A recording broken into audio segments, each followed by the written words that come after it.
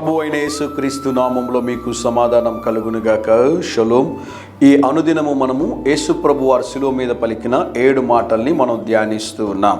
యేసు ప్రభు వారు శిలువ మీద పలికిన 4వ మాట చాలా ప్రాముఖ్యమైనటువంటి మాట. మార్కు సువార్త 15వ అధ్యాయం 34వ వచనం. నా దేవా నా దేవా నన్నెందుకు చేయి విడిచితివి. జాగ్రత్తగా గమనించండి ప్రియులారా. యేసు ప్రభు వారు శిలువ మీద పలికిన 7 మాటలు చాలా శ్రేష్టమైనటువంటి మాటలు, చాలా ప్రాముఖ్యమైనటువంటి మాటలు, మనల్ని ఆలోచింపజేసేటటువంటి మాటలు. మన దేవుడు పరిశుద్ధుడు కనుక వాక్యం అంటది, నేను పరిశుద్ధుని కనుక మీరును పరిశుద్ధులై ఉండుడి. యేసు ప్రభు వారు భూమి మీదకి పంపించబడడానికి గల ప్రాముఖ్యమైనటువంటి కారణం ఏంటి అంటే, ఈ లోకములో మనము పాపములో శాపములో ఉండగా మన పాపములు శాపముల నిమిత్తము ఒక పరిశుద్ధుడు మరణించినట్లయితేనే ఆ పరిశుద్ధుని రక్తము ద్వారా మనము కడగబడినప్పుడే మన పాపములు క్షమించబడి ఆ నిత్యరాజ్యమునకు మనం వారసులము అవ్వగలము.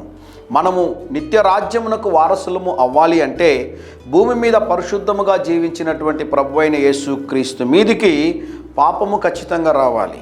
యేసు ప్రభు వారు ఉదయం 9 గంటల నుంచి సాయంకాలం 3 గంటల వరకు ఆయన కల్వరి శిలువలో వేలాడుతున్నప్పుడు ఈ లోకంలో ఉన్నటువంటి మన పాపమంతా కూడా ఆయన మీదకి వచ్చినప్పుడు పరిశుద్ధుడైనటువంటి తండ్రి తన కుమారుణ్ణి విడిచిపెట్టాడు.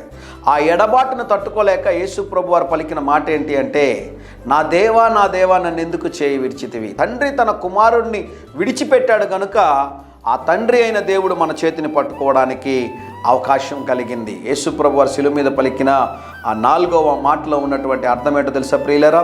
నీ కొరకు నిష్కలంకమైన నిష్కపటమైన పరిశుద్ధుడైనటువంటి యేసు ప్రభు వారు మరణించారు. అందుకు తండ్రి అనుమతించాడు. ఈరోజు ఒకవేళ నాకు ఎవరు లేరని మీరు అనుకుంటున్నారా? దేవా నన్ను ఎందుకు విడిచిపెట్టవు అనుకుంటున్నారా?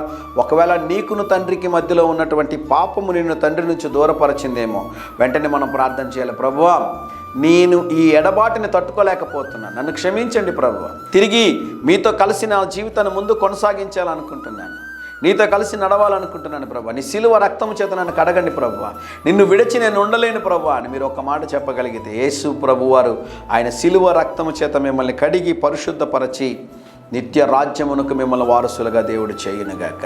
ధైర్యంగా ఈ దినాన్ని ఎదుర్కోండి. దేవుని సన్నిధి మీకు తోడుగా వచ్చునుగాక. ప్రియ పరలోకపు తండ్రి, ఈ దినం మా ప్రియులు తలపెట్టుచున్న కార్యములు అన్నిటిలో జయమును అనుగ్రహించమని యేసు నామములో ప్రార్థిస్తున్నాము తండ్రి. Amen, amen.